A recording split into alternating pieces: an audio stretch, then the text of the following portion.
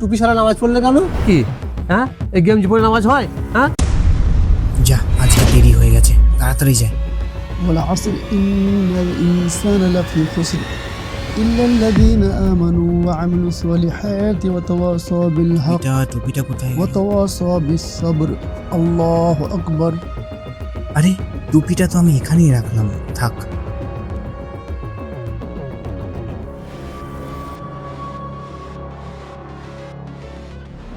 السلام عليكم ورحمة الله السلام عليكم ورحمة الله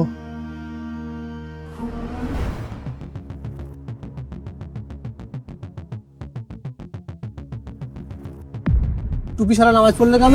চাচা ভুলে রেখে এসছি। টুপি ছাড়া তো তোমার তো নামাজই হলো না। হ্যাঁ, টুপি তো লাগেই, টুপি ছাড়া তো নামাজই হয় না। চাচা আমি তো ঠিকভাবে নিয়ম করেই পড়েছি। না, তুমি নিয়ম ভঙ্গ করেছো, এইভাবে নামাজ হয় না। এটা কি হ্যাঁ, এই গেঞ্জি পরে নামাজ হয়? হ্যাঁ, পাঞ্জাবি পরে আসবা নামাজ পড়তে, এভাবে নামাজ হয় না। চাচা আমি তো কলেজে গেছিলাম, ওখান থেকে আসছি না। এরপর থেকে পাঞ্জাবি পরে আসবা নামাজ পড়তে, এভাবে নামাজ হয় না। এছাড়া এইভাবে মসজিদে আসতে নেই।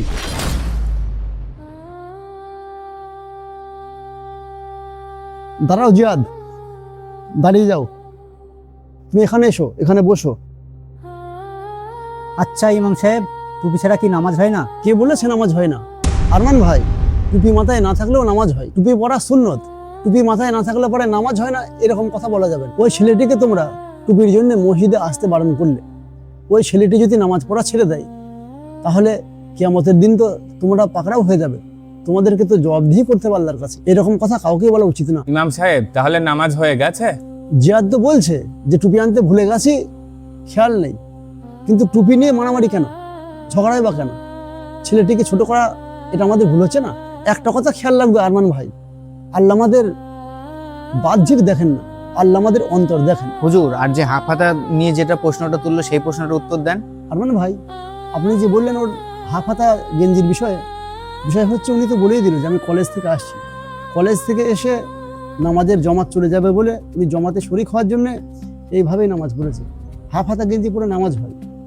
তবে আপনি যে হাত গুটিয়ে রেখে দিয়েছেন ফুল হাতা জামা সত্ত্বেও, এটা একটু সন্দেহজনক।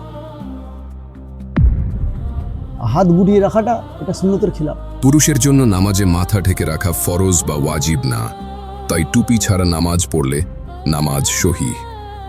ইচ্ছা করে অবহেলা করে যদি কেউ টুপি না পরে, মানে প্রয়োজন নেই ভাব নিয়ে, তাহলে এটা ভালো আচরণ না। ইসলামে নামাজের সময় ইচ্ছাকৃতভাবে কাপড় গুটিয়ে রাখা মাকরুহ। এটা একটি হাদিস থেকে জানা যায়। সহিহ আল বুখারীতে এসেছে, রাসূল সাল্লাল্লাহু আলাইহি ওয়াসাল্লাম বলেছেন, আমি আদেশ পেয়েছি 7 অঙ্গে সেজদা করতে এবং চুল ও কাপড় গুটিয়ে না রাখতে।